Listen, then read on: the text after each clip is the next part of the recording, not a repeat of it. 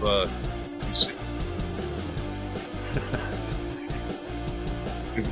everybody to the Liberty First Foundation Roundtable, our weekly live stream for news and information on the Constitution. We welcome with us tonight Michael Vasquez and Frank Johnson, and I am Mike Marshall. News and information on the Constitution. We welcome with us tonight Michael Vasquez and Frank Johnson, and I am Mike Marshall. News and information on I'm hearing a bad echo from somebody. Michael Vasquez. I don't know if that. And I am Mike Marshall. I'm hearing a bad. It might have been me. I have the other computer up and running, and it might be. I can't hear it through the laptop, through my headset, so it might have been there. Let's see. Computer up and running, and it might be. I can't hear it through the laptop, through my headset. Yeah, I think it's you, Frank. Let's see. It shouldn't be. I can't hear it through the laptop, through my headset. Yeah, I think it's you, Frank. Let's see. It's you, Michael. I can't hear it through the laptop, through my headset. You're echoing bad. I think it's you, Frank. Let's see. It's you, Michael. Okay, that should take care of it now. I've got you muted for a little bit, Michael. I don't know why we're getting such a echo from you. That should take care of it now. I've got you muted for a little bit, Michael. I don't know why we're getting such a echo from you. That should take care of it now. I've got you muted for a little bit, Michael. I don't know why. There's something going on that's real fishy. Yeah, it's coming from Michael. It's coming from Vaz. So I don't know why. So welcome everybody. We got a few technical difficulties going on right now, as usual. I need to apologize. I found out why. I had the YouTube page up at the same time that we're talking. Okay. Well, I had my YouTube up too, but I had mine on mute. Well, smart man. That's my error. You are the experienced broadcast professional. I know. I apologize, everyone. That was completely on me. Forgot I had a window open. No worries. The best of us. So, I'd like to welcome everybody joining us. And one of the things that we like to do is we like to have people join in the comments. Yeah, Jeremy commented on the echo as well.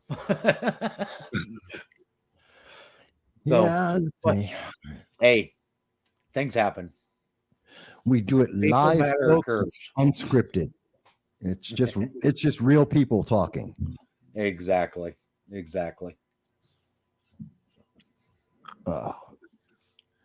Kind of embarrassing though, because I am the one who has the most experience doing this, and you would think I do it all the time and I forget. It's like, Hey, it could be worse. We could have been like that guy from MSNBC, quote, with our pants down. You know, we're not going to have one of those moments. So, No, because our cameras are all from the waist up. That helps too. I'm not telling you that we're doing something we shouldn't be doing, but I'm also not telling you we're not. Yeah, none of us are standing up. Aha. The fun and games begin. Oh, yeah. So, gentlemen, how have you guys been since last week? Well, it's been a crazy week. There's been so much going on. I don't know if I was talking to people about this since last week.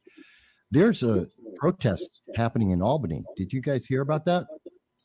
No, I haven't. It's the People's Convoy. Oh, okay. Yes.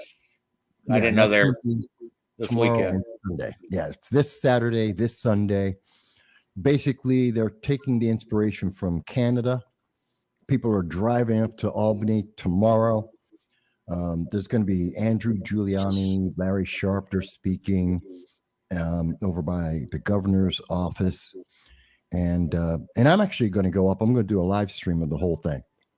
Nice. And as far as I know, I'm the only media covering it. Nice.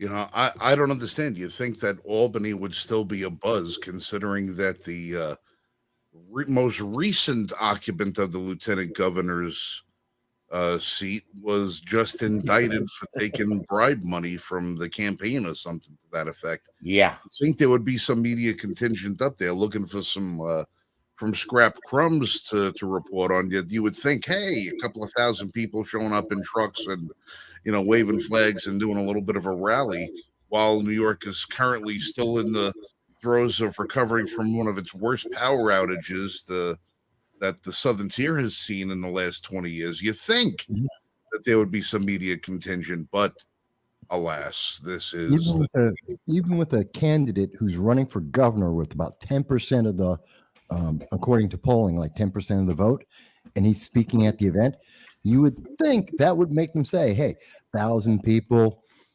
a governor's candidate, some politicians are showing up. You think they would have someone bigger than me, although I'm in the 84th percentile in YouTube. This channel's massively increasing. We were just checking that out. The growth here has been phenomenal, beating out a mass percentage of YouTube channels. And you'd think they'd cover it. No. Nope. Yeah. Well, of the gubernatorial candidates right now, who is the one polling at 10%? Is it Giuliani, or did Larry Sharpe decide to jump back in this time? Larry, he's in. All right, so Larry's in. He's still running under the Libertarian ticket, I assume. Yeah. All right, and Andrew Giuliani, is he running for governor or mayor, or what is he doing? Because the last time I saw Andrew Giuliani was when he was trying to take the microphone out of his father's hand at his father's inauguration at Gracie Mansion. Well, he had a hope to get onto as a write-in into the Republican ticket, as I understood it, but he's not going to get that. So I think he's just doing power broker moves right now. So more attention, more name, more power. Yeah, but that kind of that always that's one of those things that always annoys me, because you would think that especially in New York politics, and we've seen what nepotism has done for us over the last 30 years in that state. One more person trading on his last name is not necessarily what the people in New York are looking for. It's not what they need. I think it's almost like when I heard that he was throwing his hat into politics, I was like, well, where the hell has this guy been since his father was mayor of New York, that all of a sudden he thinks he's got the political chops to try and make some sort of a name for himself in New York City politics, other than trading on that last name? Well, that's exactly what he's trading on, is that last name. Between that and 2 months ago, the Republican committee in New York State told us who our candidate was going to be. Never offered us the opportunity. I mean, hey, I can't even say anything. I'm not a New Yorker anymore. I can't. But they didn't offer us a primary choice. They didn't offer us a debate. They didn't offer us anything like that. They said, "Oh, by the way, here's your candidate." Yeah. When do the people of the state of New York, either left or right, actually get a say into who's going to be the person that's going to lead the party, the state, the city? What? I don't understand when that's going to happen. Well, it's becoming that way in a majority of the states anymore. You're seeing less and less primaries, and basically a party assigning somebody to the ticket. You know why? It's because there are so many people right now that apathy has gone up massively. People don't pay attention to the issues anymore, and no one wants to put their neck out, because I've run a couple of times, lost a couple of times, but I've run, and I know what happens. You go out to an event, for myself, Black Republican, it's like the devil himself has shown up, and I get Antifa and Progressive Leaders of Tomorrow showing up in a mob of 75 surrounding me, scared, running off the news media as I'm standing there, and I'm standing my ground talking to them. How many people want or can deal with that kind of attack? You go on to Twitter, you go on to YouTube, social media, people are calling you every racial epithet you can possibly name, simply because you said, I'm not in the party that you think I Antifa, should be. BLM are telling me that I must be in. In America, where I'm supposed to be free to choose, but if I make the choice they don't like, now they're going to attack me. And this, and even though you have people, and not just myself, but I'm using myself because I personally have gone through this, and you go, okay, I see this is what's happening to him, but he's pretty strong. He's handling it. He can live with it. Do I want to go through that? Do I want to bring my kids into that, my wife into that? Most people will say no because they're sane. And then, okay, boom. Now you lose all good people. Well, I know that they said the politics of personal destruction. I mean, they say it's as bad now as it's ever been. I mean, if we go back and look at what they used to call the yellow rags of the 17 and 1800s, we look at some of the political ads that were run back then. Yeah, they were just as vicious then as they are now. It's just that right now we've got more advanced technology and more ability to do dig up more dirt faster and get it spread quicker. Yeah, we have more knowledge of what's going on now too because of all the instantaneous resources that we have at our disposal. It just always amazes me how what was it said that a lie can work its way around the world before the truth has a chance to put on its pants.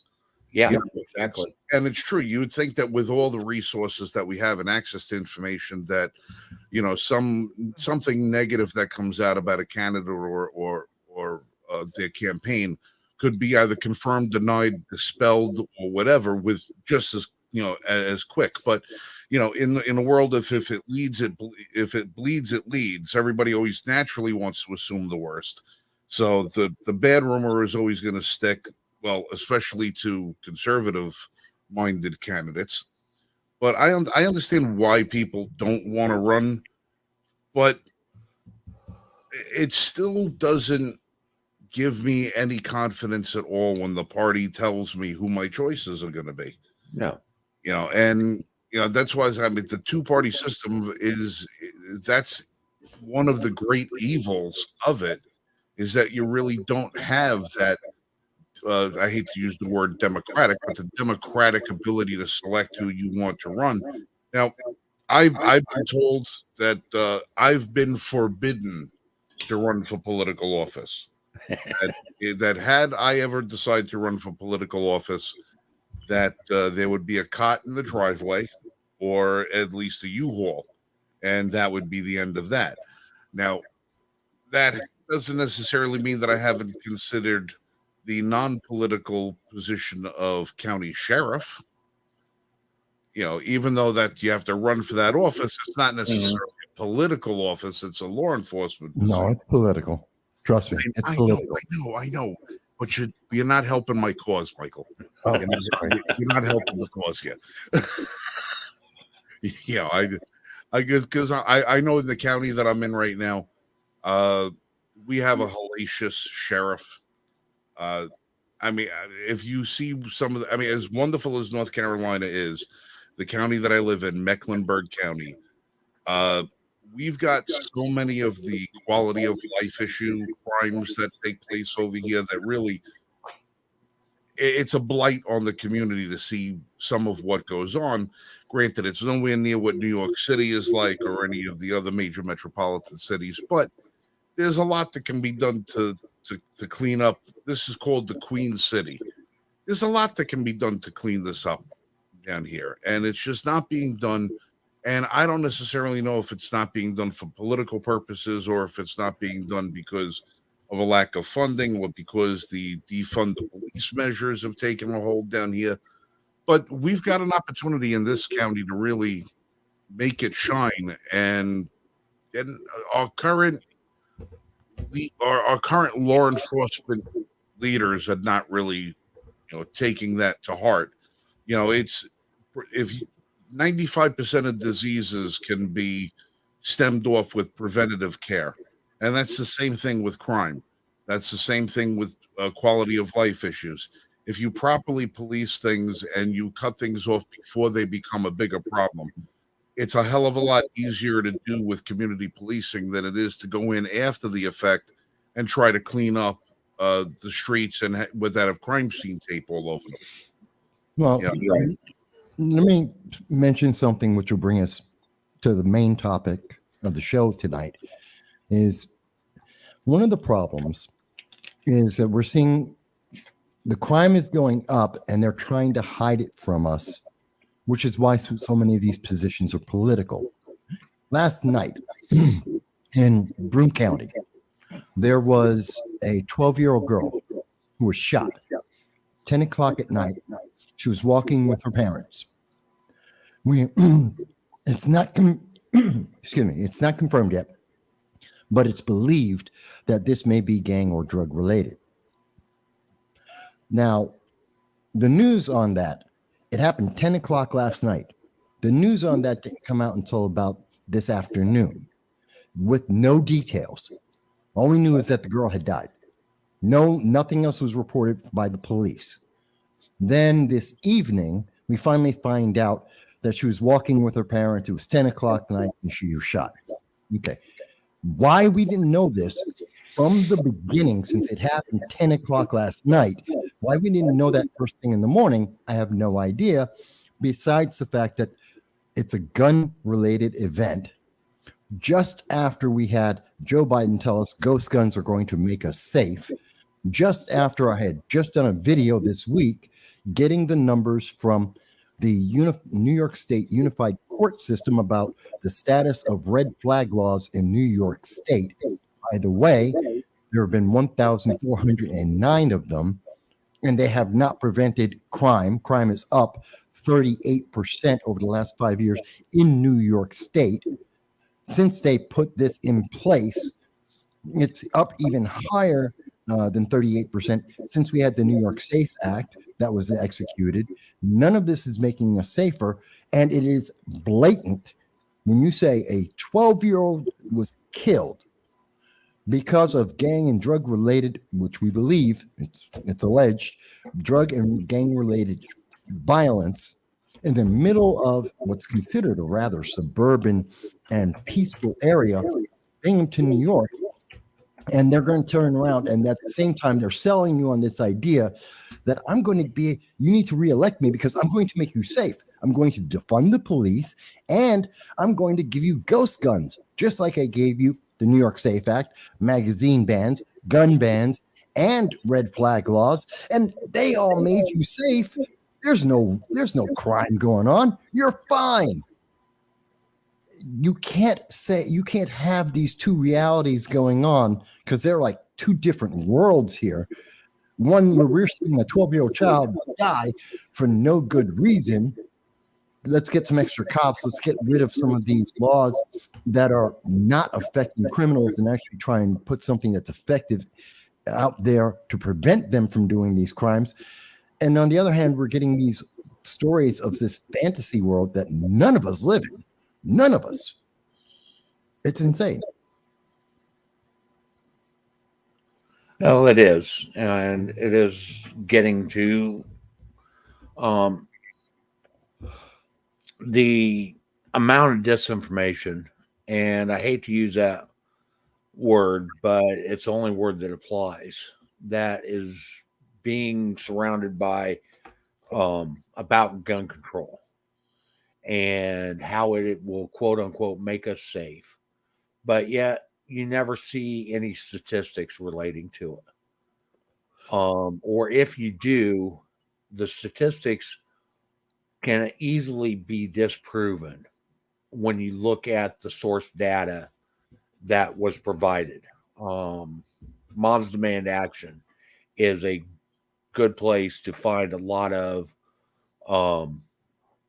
false statistics. You can go to the White House. The White House, in Joe Biden's speech that he made about ghost guns, given out by the White House, go to whitehouse.gov, and you'll see his April 14th speech. I think it's the third paragraph in when he says that he suspects that there are 20,000 ghost guns, which the FBI completely refutes. All data from the FBI refutes this completely. They have a link that's supposed to support his accusation, his statement. And if you click on that right now, it leads to a dead page. They pulled the information. The link's still there saying that they were supposed to support their statement, and they can't because the data doesn't prove what they're trying to say. Again, it's a lie. And they're just counting on the fact that nobody is actually, especially in the news media, looked up the White House conversation, looked at the link, clicked on it, and went, what do you know? The White House can't support their own statement, and the link that they provided is dead. It goes nowhere. Either the White House is completely inefficient, which I think is obvious, but at the same time, then their data is false because they made an allegation. They supposedly are supposed to be supporting it, and the news media is like, well, don't worry, no one's going to notice that. Yeah. How are we supposed to believe these people? Well, that's just it. Is because they quote unquote have authority, they just believe that we're supposed to believe them at face value. And that's the worst thing that we can do as a country, or even as individuals, is to believe this information that was being forced upon us without duly checking it out. Right now, propaganda is at its all-time high right now in the United States, coming from both sides. Mhm. Okay. And it is designed not only to persuade our opinions based upon the source of the propaganda, but it's designed to divide us. Divide us as a people. It's designed to categorize us into this box or that box, and to essentially keep us from coming together as a country, when we need to be coming together as a country, probably more now than we have ever needed to. Um, our political,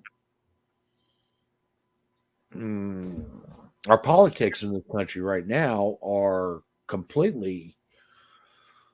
I can't even describe, come up with the words that I want to use Which to is, say what is going on in this country. it's sidelining our safety and our freedom. Well, Politics that's is sitting all exactly over it. it. Okay. And it's not just one side or the other. It's Hmm. all of politics, period. And it's designed to keep us at a point where we have no longer have the people have no power anymore. The political parties have all the power. And Has we don't even understand just how much power we've given to the political powers, but the big parties. I'm really just starting to wonder to myself. I mean, aside from the 10% on the left and the 10% on the right that live, breathe, eat, sleep, the political game, and are really involved in, what's going on in Washington at the local level, the state level, and everything else. I look at the other 80% of the country that is, call them disenfranchised. I call them disengaged. I wonder if that 80%, while they can sit there and complain about government, when it comes down to it, they don't really give a shit. They got to the point where they just have gotten beaten over the head by so much propaganda for so long that they've just completely given up on the idea that they're ever going to have more than the casual say in what goes on the first Tuesday of November. After that, they just don't seem to give a damn. And I think, given the last election and all of the abnormalities that we witnessed as a people, that the numbers have even sunk even greater, to the point where people have thrown up their hands and said, you know what? Unless it's in my kid's school or unless it's at my job, I really don't care because there's nothing I can do. And then you have the flip side of it, where maybe there's just a certain number of people who enjoy being told how to live. And where they need that stability of Big Brother in their life to tell them what to do, when to sleep, what to eat, where to work, where to live, what to drive, what to wear. And they want that in their life because they don't have anything else that they don't have the will to make up their own minds. They don't have the will to strive to something better. I know a lot of people that in this world, they won't buy themselves a candy bar unless their spouse or their significant other says it's okay. They don't want to make any decisions on their own. And I think a lot of people have just gotten to the point where they're just, all right, I'm not going to take the training wheels off. I'm just going to leave them on, put the blindfold on, and just keep pedaling. And wherever I wind up, I wind up. See, that sounds more like China. That sounds like Venezuela. It sounds like Cuba. For the people who've been raised and educated in those socialist countries where people have been denied the ability to think for themselves. They've been programmed all their lives. And thinking about the school system nowadays and the way our media is limiting the way you can speak, maybe that's more true than it's ever been, but we're also the freest nation in the world. We have the most opportunity for growth and development on an individual level with almost no restriction. We have the most innovation in the world. So I personally have a difficulty accepting that, hey, these two things don't match up to me. It's like I can't see that people don't want to be independent. They don't want to make their own decisions.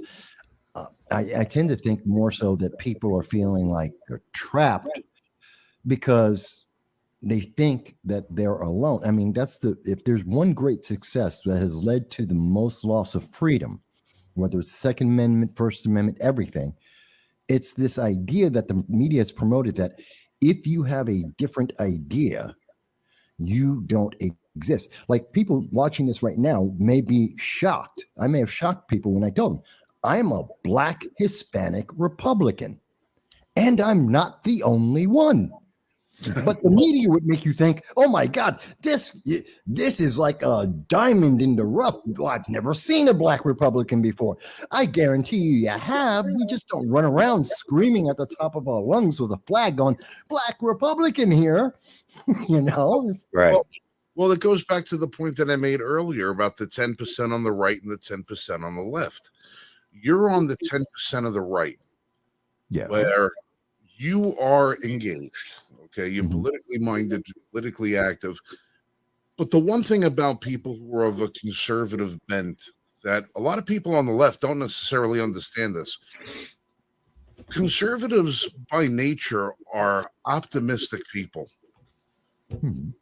We tend to always try to find the good thing that we can do, try and find the good thing. We are the party that believes, well, not necessarily the party, we're the ideology that believes in the shining city on the hill. That we believe that our intentions are going to be good, that government should be for a positive outcome, a positive change, a positive reinforcement. We believe that our education system should be to train the children of today because they're the future and we want what's best for them. Conservatives tend to be very optimistic. So it doesn't surprise me that you have the point of view that says you would rather believe that people have been just beaten down so much and they're subjected to so much of the way the media tries to make them think. I'm more of the pessimistic point of view. You kind of have faith that people still want to be involved and still want the best.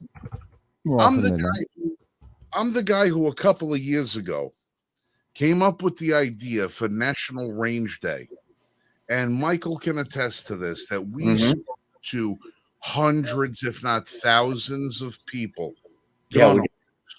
That we said, listen, You go to the range all the time. You go to the range, you shoot. You go to the range, you plink. You go to the range, you train. How about we coordinate our efforts, do something we all love to do, which is go to the range and do it on the same day and try to live stream as much of it to YouTube and Facebook and Instagram and everything that we possibly can. Take photos, take videos, do everything. Let's show America how great the Second Amendment is by all of us going out and enjoying our greatest pastime together. Nothing happened. And we tried for months and months and months on end, contacting some of the heaviest hitters in the Second Amendment community. Now, you would think that if you said, hey, we got a great idea to show the rest of the world and show the rest of our countrymen how strong the Second Amendment is, and maybe this would be a good spur to tell government, hey, maybe you should leave us the hell alone for a little while, that the most proactive group in America, the gun community, would be behind the idea. We got squat. Right. We got squat out of them. And I was so disenchanted by that. I was so disgusted. I said, these are people that, I don't understand. Why is it so hard to get people to go out and do the one thing that you love to do? And I kind of got the idea that maybe it was because it was a form of activism and people would rather be an armchair quarterback as opposed to an activist.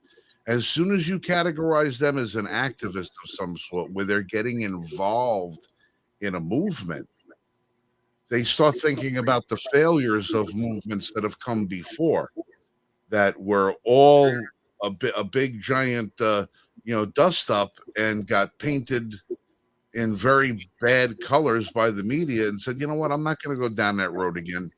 I'd rather just not be involved. I'd rather just vote when the time comes and donate my $50 or my $100. And then they saw the last election and they said, you know what the hell is the point anymore? What the hell is the point? The wheel is going to happen. The wheel's going to turn whether I'm in it, outside it, or under it. The wheel is going to turn. Right.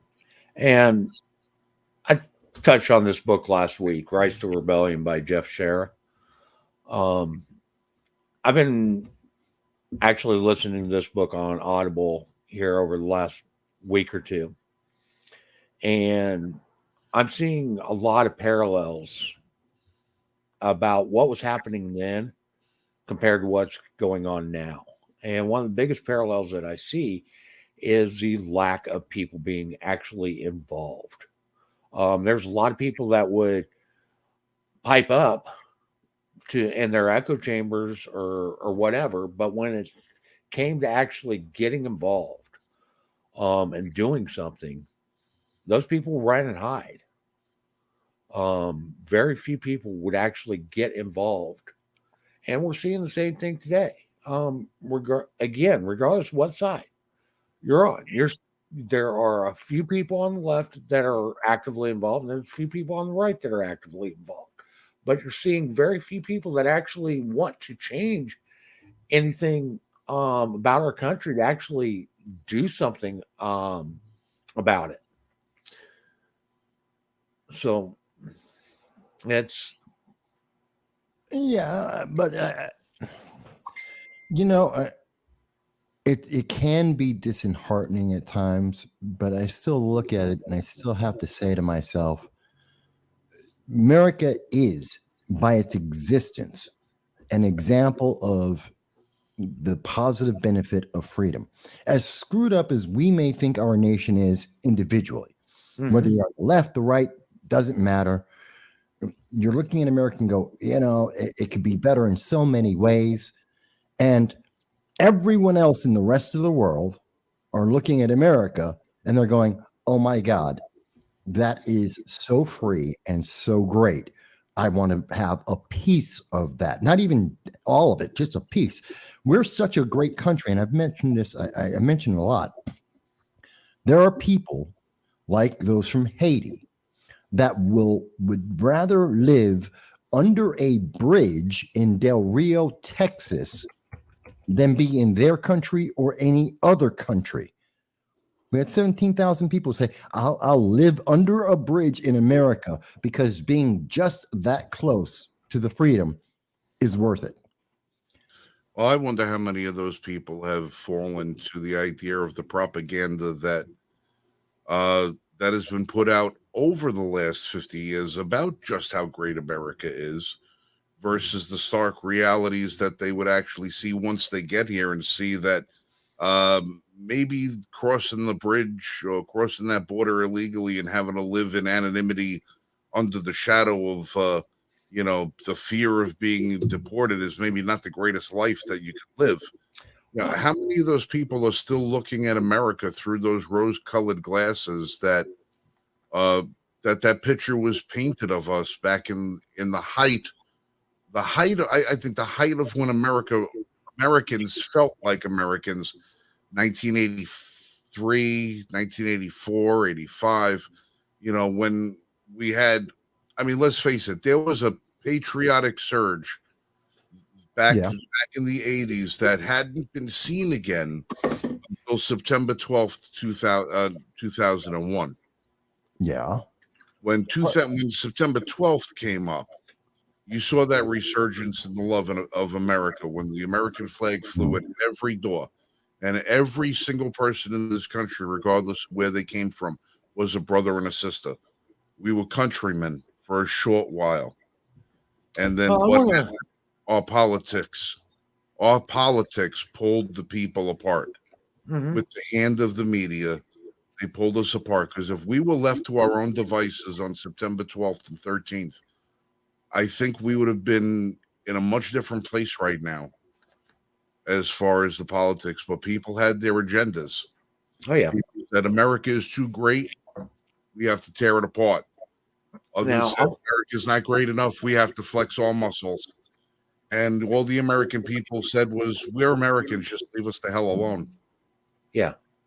I want to go back to something that you kind of touched on a little bit earlier, Frank, and go into how you're talking about how people are entering this country illegally and how they have to hide and so forth. I kind of wonder at times if maybe they don't have a little more freedom than a lot of us when we actually look at it, because they aren't restrained by a lot of the taxation. They're not restrained by a lot of the other issues that a lot of us face every day being citizens of the United States, that are forced upon us by unconstitutional mandates, unconstitutional laws, and etc. Well, there is a balance between them having a certain amount of freedom and not having to do a certain amount of things that we do, but there's also balance that out with a certain amount of benefits that they're deprived of because they don't have citizenship. That's they true don't have too. the right to vote. A lot of them are working under a falsified social security card. They're having taxes taken out of their paychecks that they're never going to see again. They're not going to get that money back. They're not going to file for taxes as an illegal immigrant, somebody else's social security, and expect to get a tax refund. Although we hear that the IRS gives away billions of dollars every year to people who don't even deserve the taxes that they didn't even pay into. Right. But the balance, I don't know if you balance can justify the benefit versus the loss of being an illegal. All I know is that there are certain things that being an illegal, the benefits of being an American are so tremendous that I do not believe, have that equal playing field as an illegal. I mean, look at how Hollywood treats people, and look at how Washington treats people coming over the border. Makes you feel like you should go across the border and come back. Where are we going to get our landscapers? Where are we going to get our babysitters? Where are we going to get our house painters? Where are we going to get our hotel workers? These are these are the thoughts that are put on these people by the people who justify illegal immigration. Mhm. They look at But illegal let's immigration and they classify these people as menial day laborers. I look at these people and I go, for God's sake, if you came across illegally and you did it the right way, you would have so many more opportunities given to you that, you know what, instead of being a landscaper, maybe you could be a podiatrist. Maybe you could be an eye doctor. Maybe you could be a lawyer or an accountant. Maybe you could be a police officer, a plumber, or something. Maybe you could have something a little bit more than pushing a lawnmower around and being thought that the only thing that you're good for is manual labor. I want the best for people. I right. want the best for people. And to give people the best, they have to have the ability to take advantage of the best opportunities that are in front of them. And the only way to do that in this country is to be a full fledged American citizen or legal resident thereof. And not having those rights and abilities is a tremendous detriment to these people. And I know a lot of people who've come here illegally. They are the hardest working, amazingly gifted people that are family. They have faith. They have family. They want the best, but they're so afraid of getting deported because they came here illegally. They'll never have those opportunities. And when they talk about immigration reform, yeah, we need immigration reform. A pathway to citizenship? No, we don't need that. We need immigration reform. But we got to do something to get these people integrated and let them have a chance at the American dream. You know, Mm, in some capacity, they have to be able to do it, but that's not a means of giving them a shortcut. That means going home, coming back, doing it the right way, and all the rest of that. I don't want to give anybody that blank check, but for God's sake, the golden garden is here. If you just come up with the key, if you come with the key, you can get in and live that life. But if you No, you don't have that key, stay where the hell you are. and but it still begs the question. Okay, the United States leads the world in immigration. Okay, um, and it's unreal how many people want to come to this country for the freedom, and even if they're coming here legally, they're coming here for the freedom. Um, Jim's and making a great. we need to start understanding there's a reason why they want to come to this country, and the progressives will try to say, well, it's because of our benefits and how much government does for everybody. I don't believe that's true because a lot of these people are coming from countries where they had that already. And they see how much of a disaster it was in those countries. So they choose to come to a nation where the government isn't as involved, where the government is supposed to be limited, I should say. Day by day, that's becoming less and less true as we allow these politicians to be inefficient, ineffective, and putting up laws that are purely meant to try and detract, to take away, to divide us and to take away our freedoms, the very reasons why people come. Jim left a comment. You just had it up there for a second. Jim was talking about going out and doing the steel challenge on range day. Yep. You can't do you can't do that in England. You can't. No. It's possible. There's a freedom. That's why people come from England to the United States. We have a great nation and we are pissing it away because people are afraid to step up and say, hey, I actually want to be involved because it's a great nation and I want to keep it a great nation. Well, and we're also falling down on our obligations as citizens of the United States. Okay, the Constitution specifically says we the people. And we the people were the ones that ratified the Constitution or established the Constitution. And it's up to us, the people, to ensure that the Constitution is adhered to. And we're falling down on our job.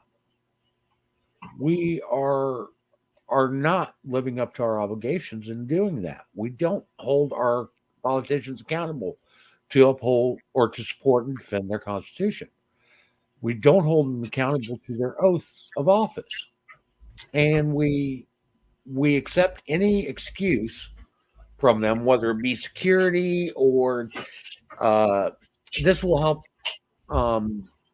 the impoverished, or well, everybody needs health care, or this is going to improve our infrastructure across the nation. I mean, we need to really start understanding and realizing that no matter what we do, there is a limit to what our government is allowed to do. And we need to start making sure that our government stays within those bounds. Can I, sorry, go ahead, Mike. It's good to see you. Go ahead, man. Hey, Jeremy, welcome to the show. Thanks. Sorry, I was stuck at work. I'd like to jump in on exactly what you're saying now, Mike, and what Frank was saying about why people don't want to show up in the masses for these things, why people don't want to go call out their senators, and why people don't want to get involved. And I genuinely think it's because people have allowed the government to put the fear in them that if they do anything, that it's going to ruin their lives. They'll lose their job. They'll lose their house. They'll lose their truck. They'll lose their dog. It'll be like a country song. And they're just going to lose everything if they speak out. And people think that we're going to run things like, a dictatorship in China or North Korea, and don't realize you can actually get involved and say things and not have your whole life ruined. But they don't want to be seen on social media as one of those guys who showed up at the Capitol and lose their job just for being there. They don't want to be one of those guys who shows up with 50 other guys at the gun range just for a good time, and one person who doesn't like them says, "Oh, look at this guy. He's an aggressor." I think it's because people are terrified that if they do the right thing, they'll get punished for it. That's a great point, but I want you to see something here. And by the way, I've done this with all 19 states that have done red flag laws, which are sometimes called extreme risk protection orders, or ERPO. And I've been following this intensely since 2018. This is the most recent update, 419, from New York State itself. And we were told a promise on August 25th, 2019, when this law was enacted, that when we put in the red flag laws, that we were going to be safe, that we were going to be protected from mass shootings, we were going to be protected from gun crime and suicides. Well, here's the number from New York State. And that's 1,409 people who have been affected by red flag laws. You know what you don't see in this? That I requested directly from New York State. We don't know how many children have been separated from families because of these red flag laws, but they know it's happening, and it's been happening in all 18 states and the District of Columbia. We know that for a fact, but no one keeps that number, and they won't give it to the press or to the public. We know for a fact, we know for a fact that we've had this happen, and yet gun crime, the criminals are continuing to create more crimes. 3 weeks ago, there was Eric Adams talking about he needs an anti-gun unit to stop because a mother was robbed on camera by two guys with a gun, as if they had a knife, they would have been safer. Guess what? The red flag law didn't protect her. Gus guns didn't protect her. The anti-gun unit didn't protect her. And if they had a knife, you would have never seen that on the nightly news. No. Eric Adams would never have mentioned it. I had yesterday, and I was mentioning early in the show, I don't think you got a chance to hear about this, Jeremy. Just last night, a 12-year-old girl was shot in Binghamton, New York at 10 o'clock at night, walking with her parents. The red flag laws didn't protect her. The ghost gun didn't protect her. Defunding the police didn't protect her. When people are silent and going, well, I don't want to have to deal with someone saying, well, you're just a crazy gun nut. You're just some kind of a radical. You're some kind of extremist.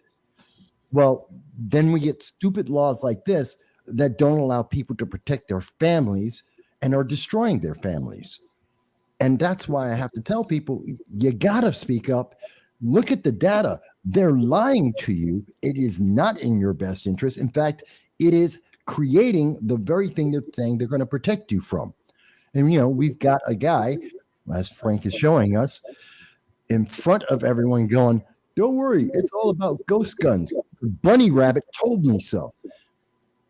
It drives me nuts. I don't understand it. People have to speak up. I understand why they're afraid of it, but they have to.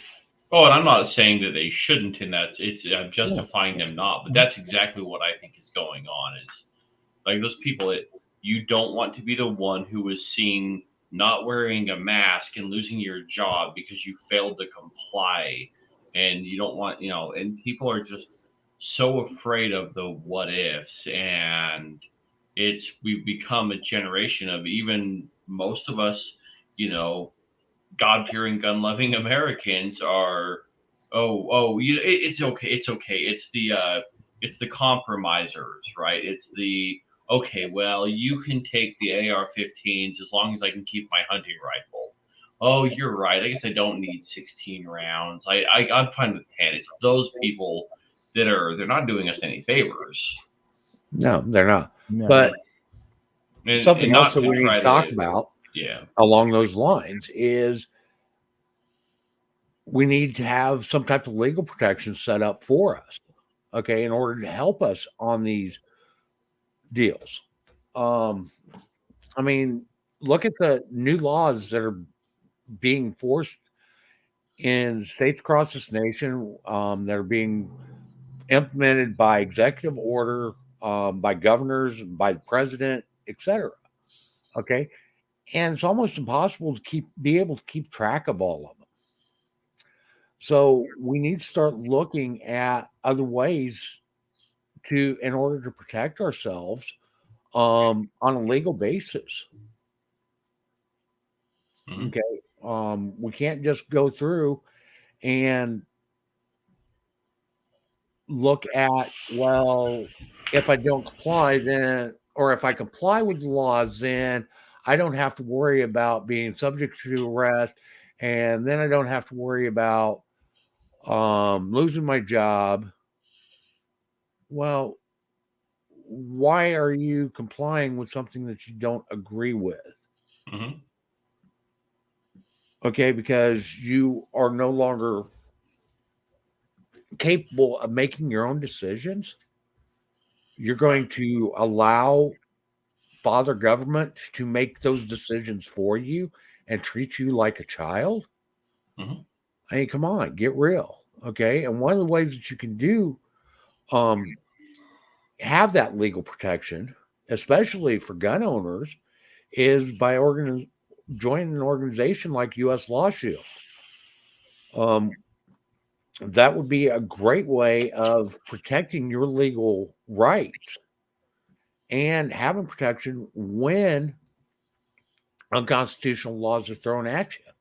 When you find yourself all of a sudden on the wrong side of the law because they decided to change the law the night before. Yeah. Which happened in New York State. Okay, with the SAFE Act. Mm-hmm. They literally enacted it overnight while everybody was asleep. Mm-hmm. Million people suddenly became criminals because you woke up in the morning. Right. Literally January of 2013. Now I have to do full disclosure. US Law Shield is an affiliate of ours, and if you do sign up for a membership through our website or through our affiliate link, then we do get some financial restitution from that. So full disclosure, we are an affiliate of the U.S. Law Shield, but there are other organizations out there. The United States Concealed Carry Association.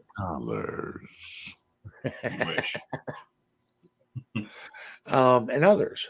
Okay. But not only that, you need to start looking at being able to protect your rights and have legal protection in other areas. And there are organizations that do offer that as well. One of the things we need to start looking at very closely is not being forced by the heavy handed government acting outside of its authority and start being able to say, hey, I have legal representation. I have rights, and you are acting outside your authority, and I'm not going to comply with that anymore. We've I agree, and that's why I think conservatives, Republicans, libertarians, um, even to an extent, things like the Green Party out there, we need to do more actual protesting, actual protests, because that seems to be the realm of just the left. And everyone hears the word protest and they think it's an evil, nasty word. But it's an effective way to remind our government we're the ones in control. And we need to do this more, to come out and say, no, no, no, I don't want you to do these mandates on so many different levels. I don't agree with these mandates. I don't agree with this government cradle to grave trying to micromanage every aspect of my life. These ineffective laws that don't help anyone, and all they do are get the same people reelected year after year for decades without anything effective. I think that's one of the things we need to do. We need to go out there and have these protests peacefully, because every time I've been to a right leaning protest, I've always noticed that I've never been in a right leaning event and it's not been peaceful. I've covered a lot of left leaning events and I've been threatened on a regular basis, which is why now when I go out to most protests, if I know the left is going to be around, I wear a bulletproof vest. Which usually I don't tell people about, but secret's out now. Well, it's crazy. Well, Paul, you actually hit on something that if where we fail to use the language properly on our side of the aisle, and you said we have to have more protests. Yeah, the right has tremendous gatherings all the time. Tremendous gatherings all the time. Rallies. Yeah. That's the word. Yeah. That's the word. We rally. This goes back to what I was saying about how the right and the left are different, because the right are optimists, the lefts are pessimists. Pessimists protest because they point out what they think is wrong. You have a rally, you're cheering on the things that you think are right. Rallies are positive energy. Mhm. They're positive forces. You're flag waving, you're patriotic, you're cheering, you're singing God Bless America, you're singing all the rest of that. We don't have protests on the right. We have rallies on the right. The media doesn't want to cover a rally. They don't want to cover rah rah sis boom ba. They want to carry the news where it says, pigs in a blanket and all the rest of this crap. That's what they want. But the problem is, the right doesn't know how to protest. If the right knew how to protest, January 6th would have been a different event entirely. We wouldn't have had that situation January 6th, because the right doesn't get violent. The right doesn't burn shit down. The right doesn't kill people. So when you had the people who The right doesn't set themselves on fire in front of the Supreme Court. Right. When you have the right being put into a position where you've got a mass of people, emotions are running high, and you have people that are agitators, professional agitators that know exactly how to push what buttons, working in concert with people who know where the doors are going to open and who's going to usher them in. They know how to stoke the flames where you turn a peaceful rally into a violent protest. This is how they do it. See, the left goes into these things knowing they're going to be violent. That's why there's, pallets of bricks being delivered the night before their protests, on every street corner in every city that they're going to be in. That's why on one street there's bottles of alcohol being left there, and on the other corner is boxes of rags. Doesn't take much to put two and two together. When the right has a rally, it's never violent. When you had the opportunity like January 6th where you could stoke the people, this is where the people on the right are stupid. And I'm going to say this, stupid. You do not realize how easily taken advantage of and how twisted your rally can become if you're not aware of the tactics that are being used against you to paint the picture that the media wants to paint of you. That's why January 6th went to shit. That's why January 6th went bad. And I was there. I saw what happened. I know people who were there. I know people who got tear gassed. Fortunately, I was not one of them. I was far enough away from it where I didn't have any of those issues. But I saw what happened. And it's exactly the same thing I saw happen at hockey games and sporting events and Mardi Gras, where you have people who are just all happy to be there. And all it takes is one little spark to get people to flip that switch where you turn happy into angry, and all of a sudden it goes to hell with itself. But the right needs to learn how to protest. And we need to know how to protest on our terms without degrading ourselves to the level of Antifa and BLM. Yes.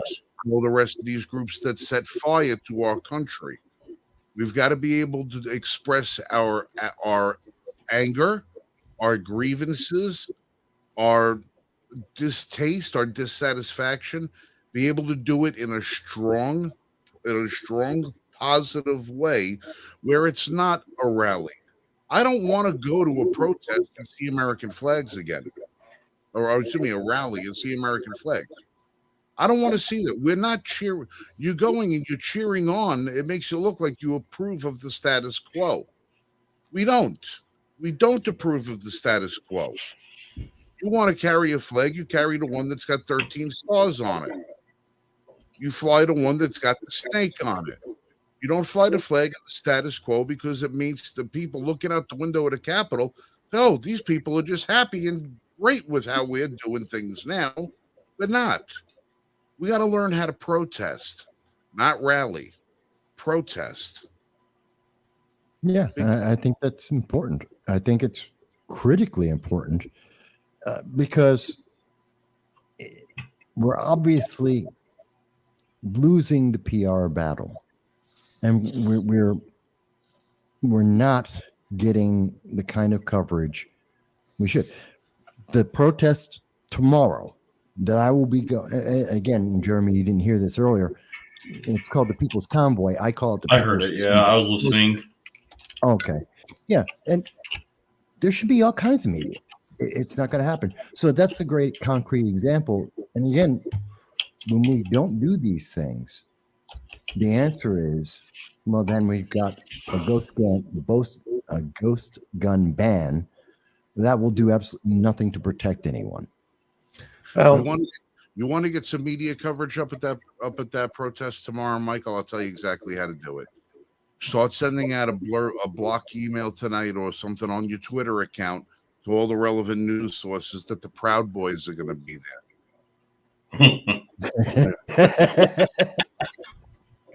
I might. Or Oath Keepers. Proud Boys, Oath Keepers, 3%. Yeah, start sending out an email chain, a blockchain tonight, saying that all of these, the people that they love to hate are all going to be there, and are going to be expressing themselves more than just verbally. You'll start seeing media show up. Well, it actually dumbfounds me why we don't see protests on both sides. When we take and look at Congress has the lowest approval rating ever. The president has the lowest approval rating ever. And some of the highest disapproval ratings that there has ever been. And nobody's really saying anything about it. Well, 3 weeks ago, everybody was bitching about the price of gas, right? And they Gas will be hasn't come down. Gas didn't come down all that much when they brought all of that fuel out of the fuel reserves, out of the strategic fuel supply. It didn't come down all that much, but do you hear anybody bitching right now? Everybody got used to it. Mm-hmm. The water boiled, the frog died. We got used to it. You got used to it. So now instead of having lunch out, 2 times a week or 3 times a week at work, now you're packing your lunch to go to work 5 days a week. We got used to it. This is how Americans are. We get used to being crapped on, and then we're up in arms for a couple of days, and it's over and done with. It's over and done with. Ghislaine Maxwell's trial happened. She was convicted. She was sentenced. Not a single person from her black book has been exposed. Not a single minute of it was on any of the cable news channels. But the last 3 days, everybody's watching Johnny friggin' Depp. Definitely. Almost nobody was watching today with Marjorie Taylor Greene, representative of Georgia. Yeah, she's whether you love her or hate her, if you saw that case, do you know what they did in that case? I don't know. Did you guys see that trial? Some group was saying that she shouldn't be allowed to run because she was stoking the flames of rebellion on January 6th and try to use the 14th Amendment as a means of preventing her from running for another term as a congresswoman, saying that she's now ineligible because she was a treasonous individual. So now they're trying to do the same thing with Madison Cawthorn. Right. So she had to go into court and say, all I did was tell people to assemble in a peaceful way and go protest and let their voices be heard. Yeah, but here's the thing, and why people should be, why I'm upset, because I was watching it and I was tweeting out a storm about this. At one point during this evidentiary court trial, it's just so aggravating. The not the prosecutor, but the left, their lawyer, came up and they actually used Independence Day, the movie, as a justification for J6. They said that Marjorie, MTG, Representative Greene, was using Independence Day, lines from the movie Independence Day in 2019 as a signal for January 6th in 2021. That the movie is somehow now part of being a domestic terrorist. That 1776, the year of our independence, is a signal, a dog whistle for terrorism in America. This is the Constitution. And they were literally in the courtroom, and he's saying, Isn't 1776? Doesn't that mean terrorism? She's like, I don't know what you're talking about. He's like, you use this line from Independence Day because you're using that movie to promote domestic terrorism. She's like, that's really funny. By the way, don't just play one clip, play the movie. I'd rather be watching the movie than answering your question. She actually said that on the stand. It was very funny. Everyone laughed. But we are our inaction and the fact that there isn't more. And I've been looking at social media since that time, trying to see what other stories, what other people are talking about it. And really, no one's talking about this in any big way. No one's going, how can you use a movie from 1996 and tell us, well, that's about January 6th. That's about our freedom. And if you watch that movie, well, guess what? You're part of the domestic terrorism. If you mention 1776 and talking about, or you mention the American Revolution, well, you're secretly actually promoting domestic terrorism. Mhm. The consequences of this are devastating. I don't understand how a lawyer can get up, make these arguments, and not have a complaint brought against them against the bar, and have these lawyers have got to be held accountable for some of the bullshit they pull out. When Well, you start doing that, they got to be disbarred. Well, his answer was, I'm trying to show her state of mind on January 6th and how she's actually been implicit all the way. He had no evidence. He had no proof. He's using tweets from tweets that were repeated by other people on Facebook. He's using obviously and absolutely edited clips from Mother Jones, a far left organization, and he's using that as his evidence in the courtroom.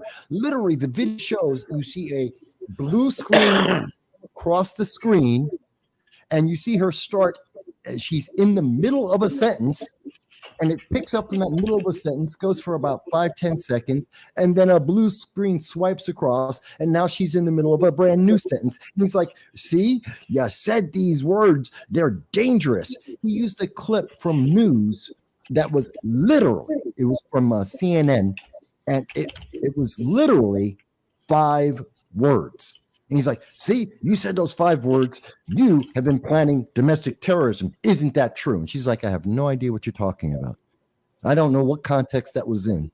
I have no idea those were 5 words on the screen. Who knows what that meant? And he's like, no, it means domestic terrorism. And this is how they take away our freedom. This is how you destroy America. And people not paying attention to that and going, you shouldn't do this. I understand it may be legal to do it, but it's obviously political. It's obviously a setup. And this is obviously destroying our future by allowing this to happen. And we need to say that. Well, and people aren't. All I can tell you is that there is a scorecard being kept. There is a scorecard being kept. And there's names being kept. All of these sins that are being committed against the union, committed against the people, committed against our everything that this country stands for, people remember it. And when a day comes when somebody's going to be forced to answer for certain things, somebody's going to read that scorecard and say, okay, what was this about? What was that about? Well, something else we have to understand is our politicians and our lawyers, etc., tend to take things out of context. It happens consistently because they are trying to prove how evil somebody is when they don't really understand what's going on. Yeah, I saw this earlier today that just came out. Tried to light themselves or did light themselves on fire in front of the Supreme Court. It's unknown for sure who they are or why they did so, but it's kind of interesting that this is happening, especially in this time. But I bet you that's going to get more news than an update. No one's updated the red flag laws in 3 years. No one's updating or questioning the fact that the White House dropped its link on its own press release on ghost guns. We're not going to hear anything about the abysmal reaction of what happened with the lawsuit in Georgia today. We're not going to hear about the 12-year-old who got killed in Binghamton. We're not going to hear about the protest that's going to happen tomorrow. We're going to hear about this idiot who decided to burn himself up, which I am so sure, and I will predict right now in front of everyone, that this person is absolutely, I'm so sure they are a far left individual who did it because they're afraid of either abortion or they think that the people like Representative Green are destroying America, and they wanted to make a statement like the Tibetan monks. Well, I guarantee that's going to be a story of the weekend. You have to be very careful with that until you determine what the accelerant used in the fire was. Petroleum-based product, it was a conservative. If it was an alcohol-based product, it was somebody from the left. Because okay. So they do have an identity on this guy. Yeah, I just didn't want to give him the credit. Arnav Gupta. And they identified him after he died at the hospital. Well, he achieved what he wanted. Yeah, he did. They also say in here that he's 33 and was missing, and they were concerned about his physical and emotional welfare. He was last seen in his home that morning at 9:20. How did they report him missing if he was gone at 9:20 when they don't consider an adult missing for 24 hours and a child? I do not know, honestly. And most people go to work at 9:20 a.m. But it's a Friday. They're trying to paint. They're already starting to lay the groundwork for whatever picture they want to paint.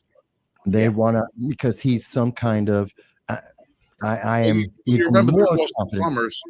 The Boston Bombers weren't the Boston Bombers because they were terrorists. The Boston Bombers were Boston Bombers because they were abused by the American system that drove them to doing something so heinous that, they had to use the victim mentality to be able to justify getting them on the cover of Rolling Stone. So this guy probably, hey, who knows? Who knows? It scares me when I see things like that.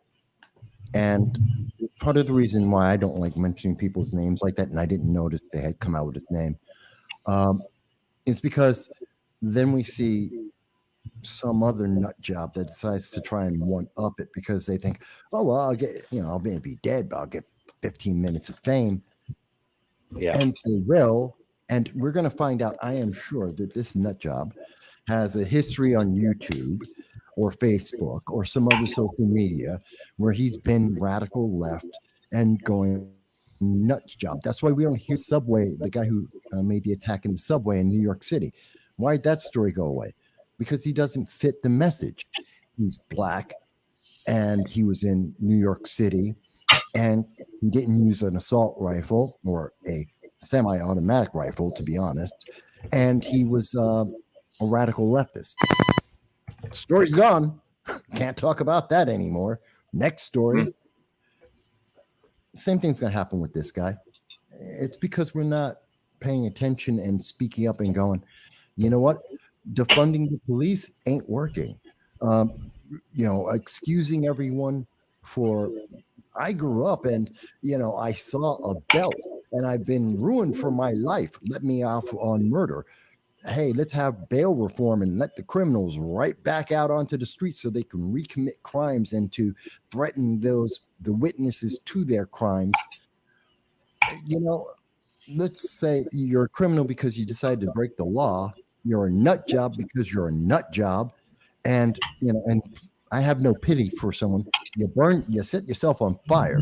I'm sorry, you're a nut job, in my opinion. People can tell me they disagree or they can tell me I'm insensitive. I don't care. And I have that right as a First Amendment. But we got to start calling these people out for what they are and tell our politicians, don't try and appeal to more of these people. Appeal to the people, the regular citizens who aren't doing crazy nut job things or breaking the law. Is that such an unusual thing to ask? I don't know. I just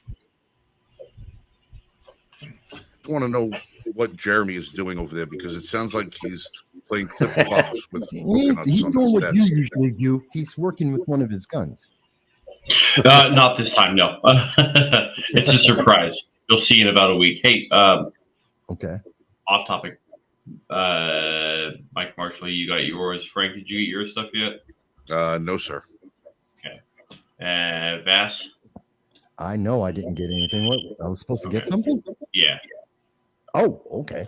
All right, now one quick topic change before we go. You guys saw the little picture of the bunny on on my avatar. I was trying to get you to scoot that way so I could make you the bunny. I was trying to figure out how to do it. I even tried to wear a shirt color tonight just for that picture. That would have made it more appropriate. But have you ever seen a more pathetic display than that at the White House?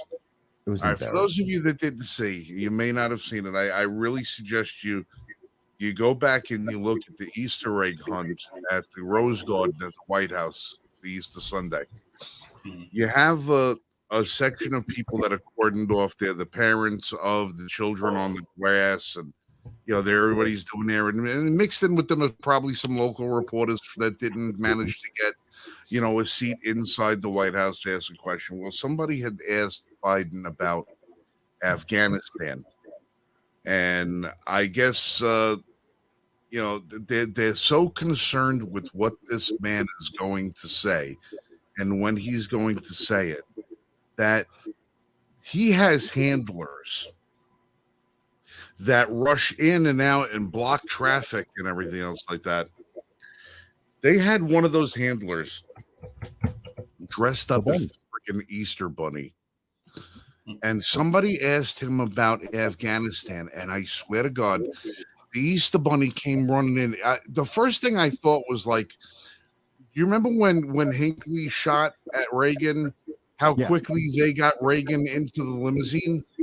That's as quick as the friggin' Easter bunny got in between Biden and the person asking about Afghanistan, with the furry paws up in the air, waving him off like it was a plane coming in for a bad landing. No, go the other way, go the other way. And directly at Joe, not the people. He was doing it pushed Joe out of the way, and Joe's standing there like a deer in the headlights, looking at the Easter bunny like it was the imaginary character from the Jimmy Stewart. I can't believe it's just a bunny rabbit. He's a 6-foot rabbit standing in front of Biden, pushing him away, and I'm like, you got to be kidding me! How inept must this guy truly be? If they just can't have Secret Service there, say, hey, listen, if reporters start asking them questions, shuffle them along, that they got to stick one of his handlers in a bunny rabbit costume and having him run interference. Now, what really makes me angry is not the fact that this mentally addled individual who should really be in a home someplace is being ushered away. What's pissing me off is that nobody on Monday morning at the White House press corps asked the question, who the hell was in the rabbit costume? What's the name of the staffer who was in the rabbit costume?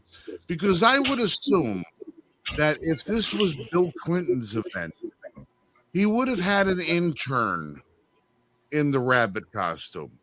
Probably. If it was an Obama event, he would have had an NBA player. What's that guy that was living at the White House? His NBA buddy was living at the White House. I forgot which one it was. It was there every day, shooting hoops with Obama, making him look good.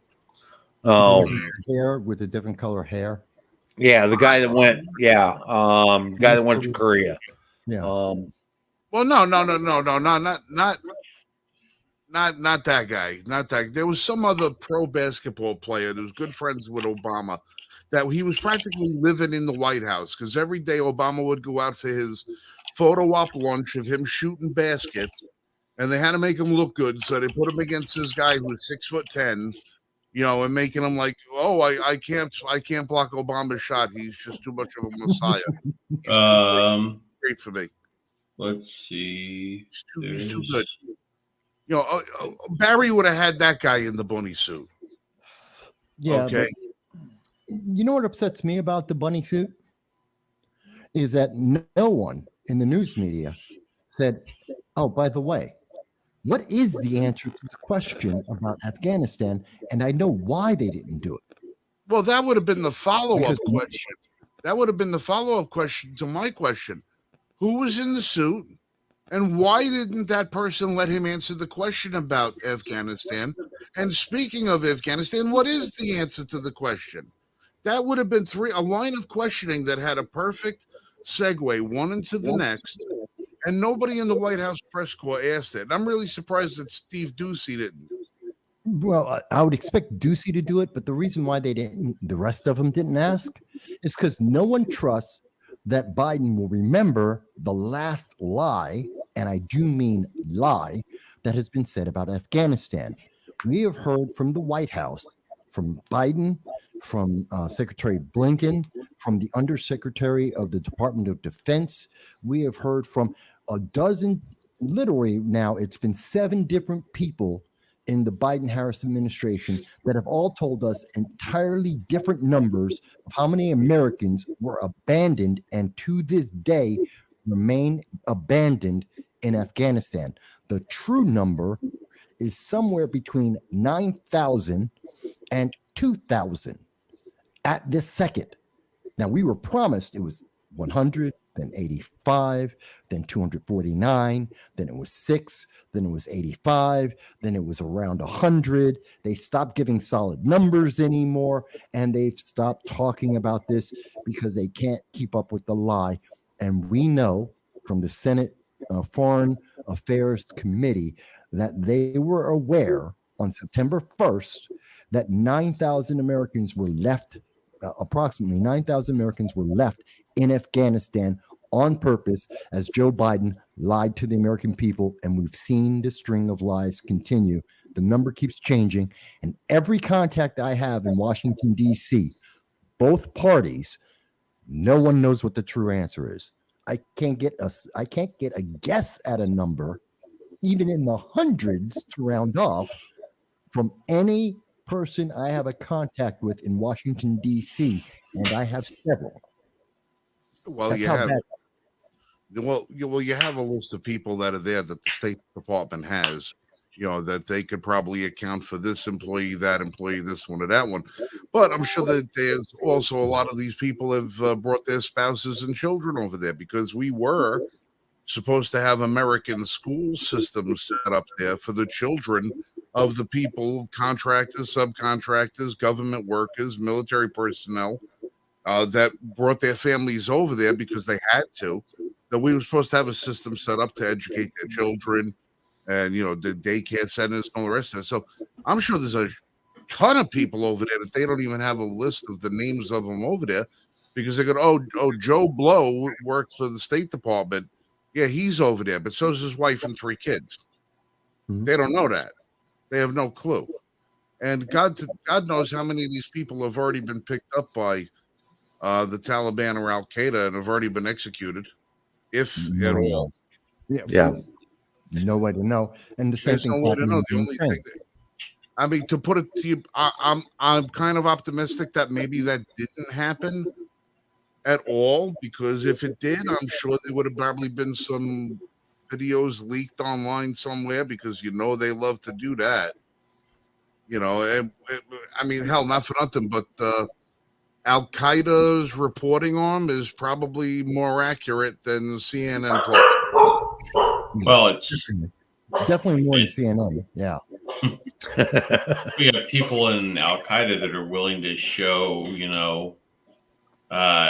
show what they're doing to people on live broadcast, and yet people on their own side aren't willing to go out and protest. It's embarrassing, and it's not because people believe the lie. CNN Plus just proved that to us. It's not because people are buying in wholesale. This show has almost as many people as CNN Plus. So, and Yeah. we didn't get paid $500 billion discount. You can be a sponsor too. We'll take like way less than $5 billion. By the way, guys, can we all get a round of applause real quick for Governor Ron DeSantis and the legislature of the state of Florida? Awesome work today, guys and girls. Beautiful work. Come on, Cole. Excellent. That was excellent. Taking away all the tax benefits and breaks and self-governance from the people at Disney. Finally, Mickey Mouse gets to pay his fair share after 55 years of impunity. I saw your post earlier. Yeah. Thank God. Good work, Governor Need- DeSantis. If they want to inject themselves into public policy and so forth, like they've been doing, then that is what needs to happen. They should have shut their mouth and been neutral like Switzerland, and then everything would have been fine. Yep. But no, they got to push their agenda. They got and they've been pushing that agenda for quite some time. And I mean, I don't know. Did they actually take Walt's head and freeze it, or is it buried all together? That's a rumor. I don't know if there's any mythology to that or not.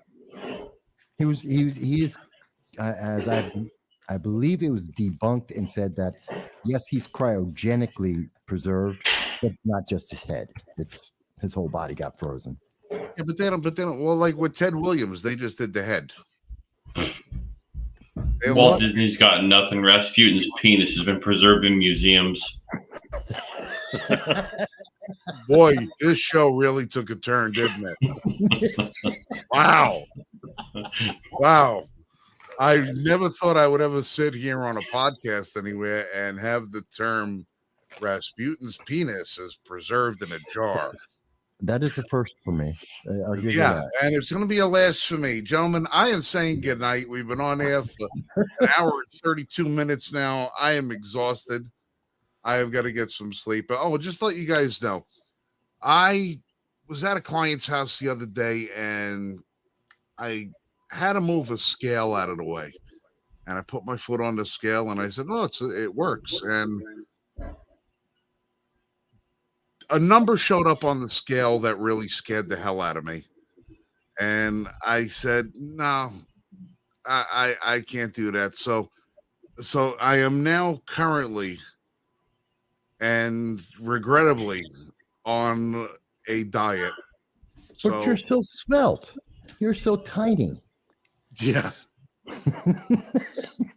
Well, it was funny because I had a couple of pictures show up on my Facebook timeline from just 5 years ago, and I could see that there's a substantial difference in my girth factor. But when, I never in my life thought that I would get to a point where I would step on a scale and the first number I see be 3. I said, no. Yeah, that's bad. So it's not that bad. You're pretty tall. Yeah, but I still don't think I look as big as my numbers rate. But I said no, I'm going on the liquid diet, so I'm doing the shake in the morning, the shake at night, the sensible dinner, and I'm taking a whole bunch of vitamins and supplements, and I'm getting back to working out now.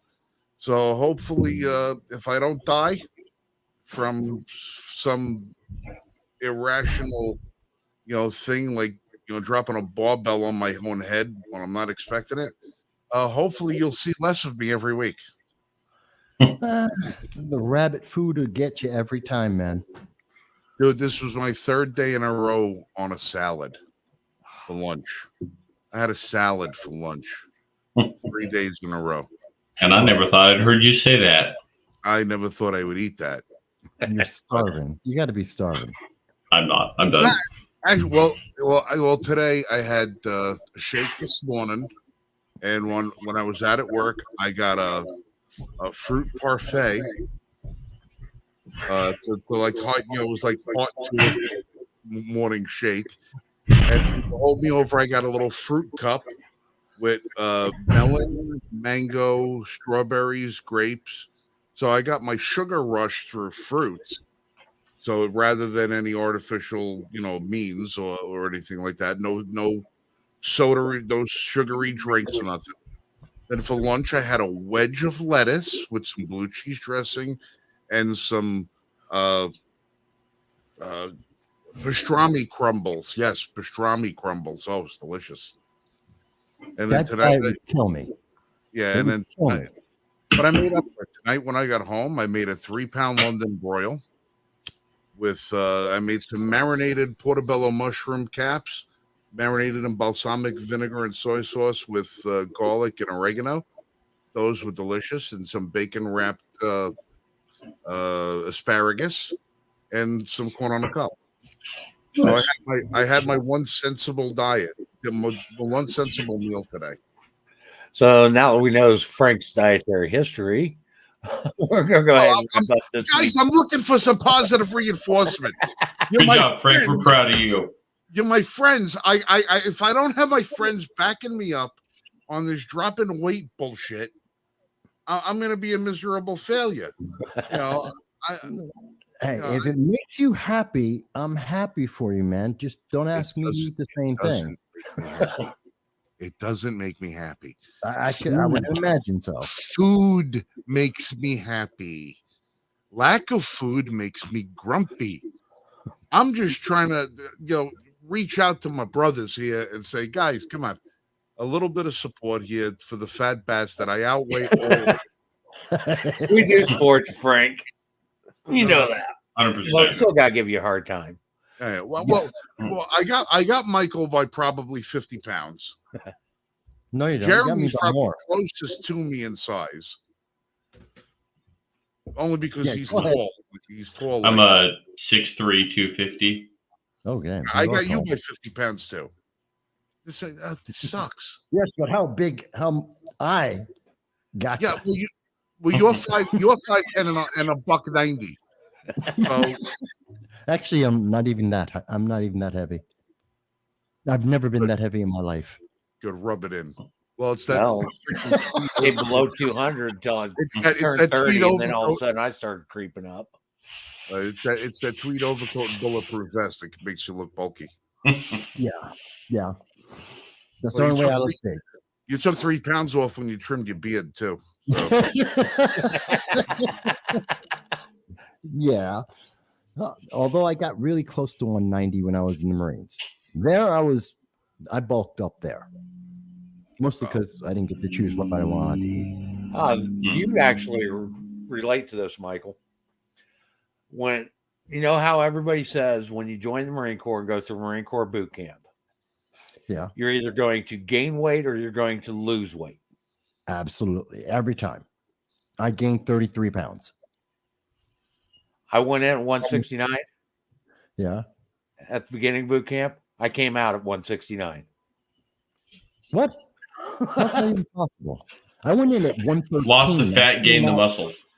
I literally I weighed the same as when I went in as when I graduated. I gained 33 pounds. I went from 113 to just under actually 150, 153. It was just huge.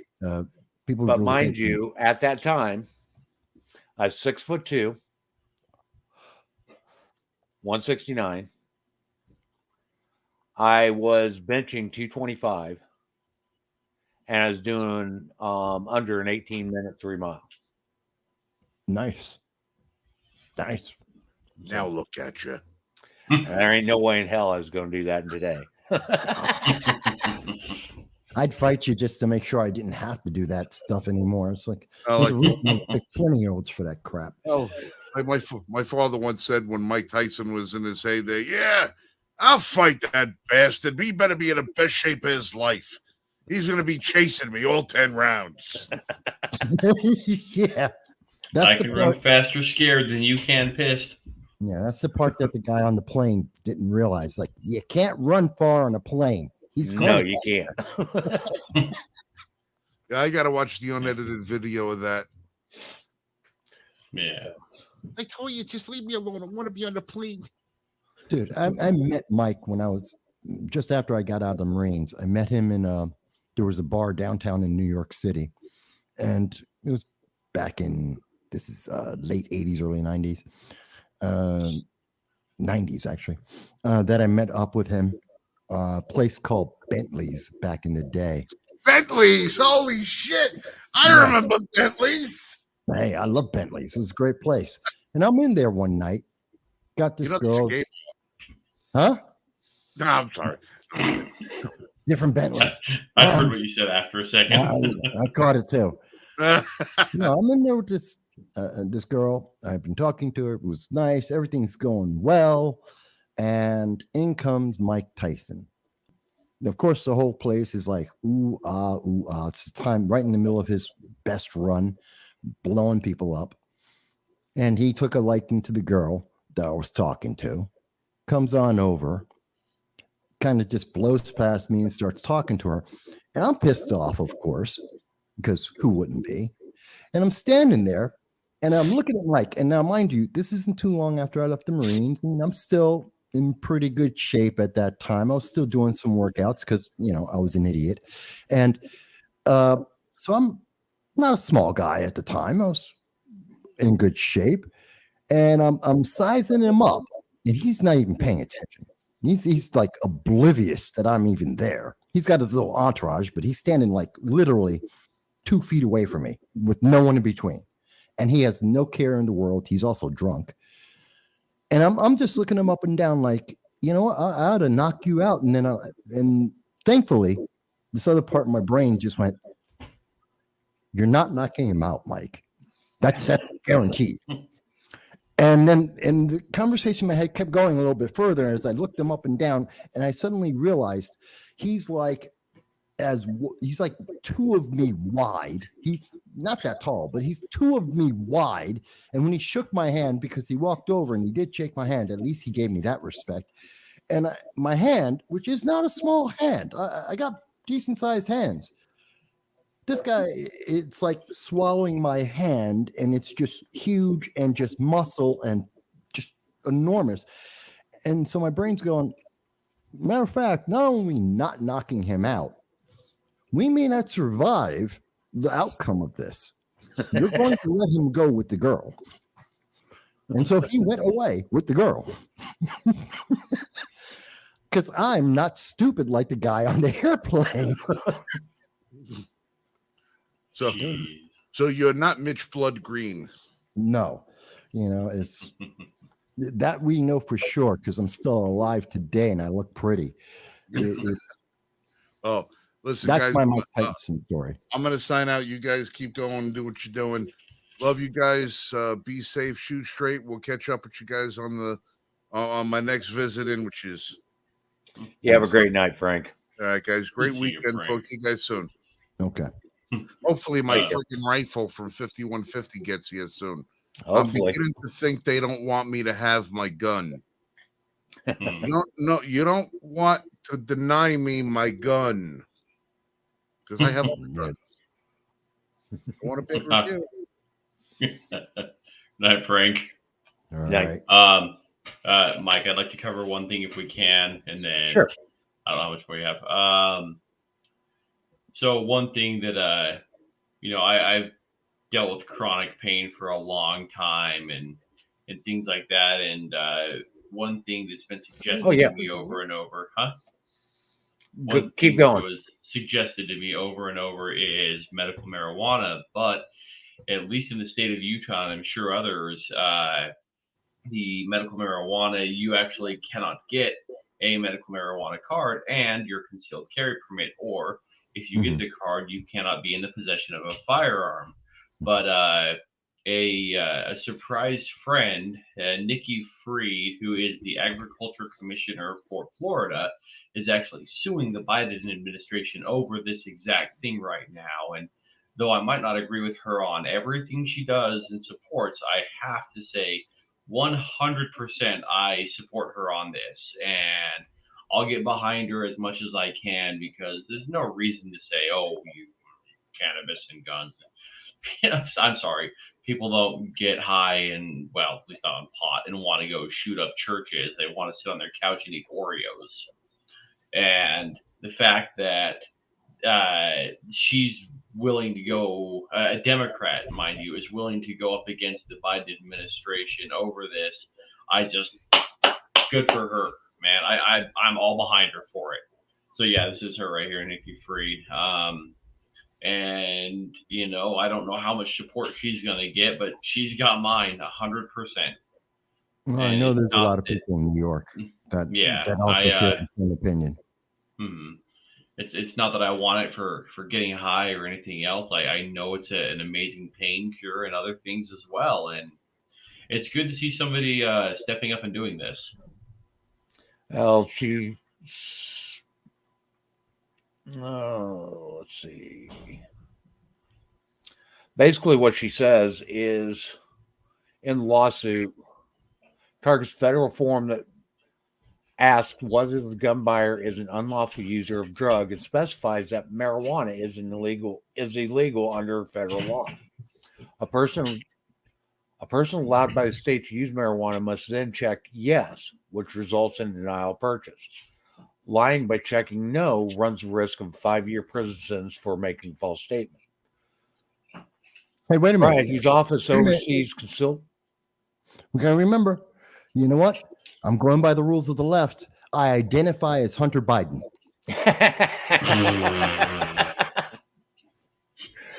Fried, whose office oversees concealed weapons permits and medical marijuana centers, argues in her lawsuit that the form violates Second Amendment rights of lawful medical marijuana patients and runs afoul of congressional budget prohibition on federal agents interfering with state-sanctioned cannabis laws. The suit has ramifications beyond Florida. At least 37 states have legalized medical marijuana, and recreational use is legal in 18 states, as well as Guam and Washington, D.C. Yeah. And I know it's in New York State too that you can't have a gun license and have medical marijuana. Yeah, they've actually New York State actually has legislation to that effect. As well. So a lot of people, but yeah, I totally agree. Okay. And I'm the odd man out because I'm against legal marijuana at all. But that's me. That's fine, but yeah. I understand the discussion about it. I just don't trust I don't like legalizing marijuana mostly because I do not trust that people these generations that now last 2 generations, 3 generations, they don't know how to moderate anything. They don't know how to restrict themselves to, I need this for medication. They abuse, and they've been taught to indulge without any restriction because they have a feeling, and therefore that justifies everything else that they do. And I'm supposed to use my taxes to take care of them on their recreations. And I mean, I've always been against legalizing marijuana because it doesn't just end there. But that's one of the reasons why. Well, but I understand the argument. And you know what? It's something that I would be willing to. I could see making a compromise in there, and I'm happy to have that discussion. But you know what? The politicians don't even want it to exist. And that's a problem. They don't even want this discussion. You can have a crooked doctor load you up on opioids and everything else, and nobody bats an eye. Yeah.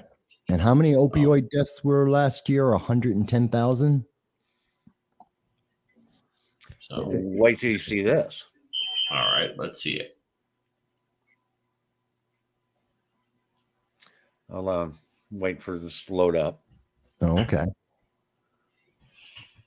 He's got a special for us.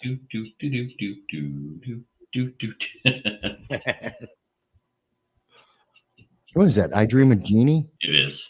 Okay. See, hey, there you go. The Jeopardy theme didn't come to my mind immediately, which is what I was waiting for, but that one came to my mind instead, so I took it. I was thinking Gilligan's Island. That would have been good. I don't know if you know Gilligan's Island, though. I always walk into the office when one of them is missing it. Hey, Skipper, where's your little buddy? There you go. All right, let's see it. Activists seek to decriminalize magic mushrooms in District of Columbia. Yikes. It never is. It never stops. They keep pushing. And when will they start saying, and I've heard certain people, politicians. Look at the next line down. Heroin. When does this? Denver became the first. Yeah. They did it in 2019. Now they're going to mushrooms. Yeah. Didn't Washington State legalize everything? I don't know. I'd have to look There's into a it. few states that are working to decriminalize all drug abuse. Mm-hmm. Yeah, I think Or drug use. Vass, I think you're right on that. There was a quick sidebar. There was a meme when the first, Washington and Colorado legalized recreational cannabis. Is like, wait a minute, you mean to tell me the first two states to legalize this are getting together for a Super Bowl? That was back. When was that? Nope. Oh, here it goes. They did do it, and then they reversed it. Okay. So they passed it, made all drugs legal, and then they passed another bill that made it a crime again as of May 2021. They probably saw what it was doing and they went, oh boy. Well, plus they get a lot of money from drug charges and things like that, and that takes a lot of funding and fines, and so they lost all that funding immediately. Yeah. Hey, you mean they don't get? You mean they wouldn't have gotten any Biden crack pipes? Remember that from last year? It was a couple of months ago. The Biden, I think it was November, just in time for Thanksgiving. The Biden administration used your tax dollars to buy crack pipes and hand them out for free. There's America for you. You know, you don't want to be involved in politics? No problem. We'll hand out crack pipes with your tax dollars. It's a fact. It happened, folks. Oregon. This happened in February 2021. And then they turned it around in May of 2021. Is what Mike Vass just said. No. Washington State returned it around. Washington. Okay. Yeah, so Oregon. These are the people who are over it. Like, these are the people who go to Seattle and had the Chaz, and Portland had 120 days of rioting in a row. These people are out of their minds. These are the same people though that support things like it's California, that you can steal up to like $999 in any given day and not be charged for it. Yeah. Yes, which is why some people support that shit. I know who didn't. The 24 Walmarts that closed down because of it and now don't exist in California anymore. Yeah. I can't go to Home Depot and buy a pack of razor blades. It's not behind a cage anymore. Mm-hmm. If you're in California, you can just walk out with them all. Take the whole cage. Right. Yeah. Yeah, I saw your video. I don't know about that. Some of these razor blades are getting pretty damn expensive. Well, I was watching a video the other day of a Home Depot. A guy walks in and he walks to one shelf and he takes a pair of like the Nipex wire cutters. Yeah. And he walks to the other side and he cuts the electronic cable, and he's holding as many DeWalt drills as he can hold in his arms and walks out the front door. And the guy's like, "You can't stop. And he's like, walks right past him. You're not going to do anything about it. See you later." Yep. See, and this is why I think all people should have a firearm, be trained, be legal, qualified, but everyone should, especially women. I say that every time on this show on a regular basis. Every woman should have a firearm. And on top of what we're seeing with these robberies that are just insane during the daytime, I think the news is now breaking, and I just found out about this myself. All of the there's like I think 3 or 6 food processing plants have 18. Seriously, how many? 18. 18 have now gone away, which means on top of the food shortage that I've been talking about, we've talked on this program, on top of the inflation and the recession, well, now on top of all of that, Now we don't have food processing plants.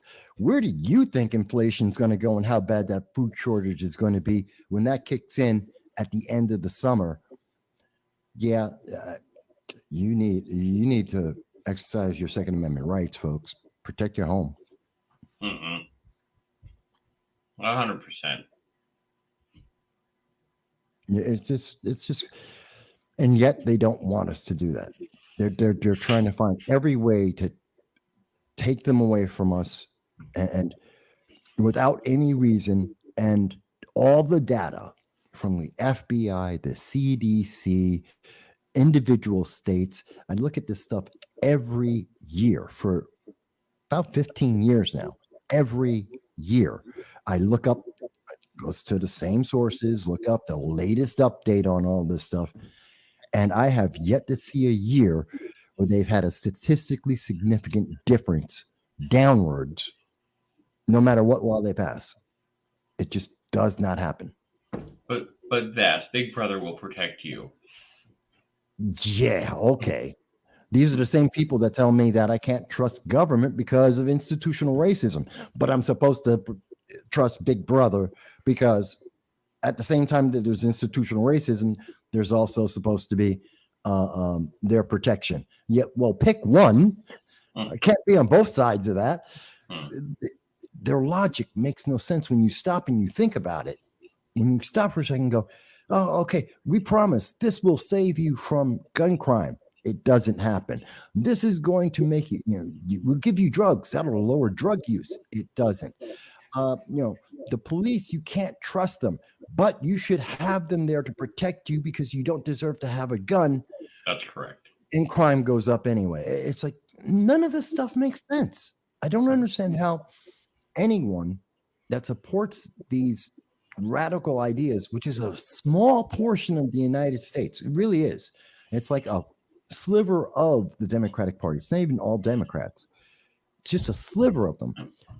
And I would love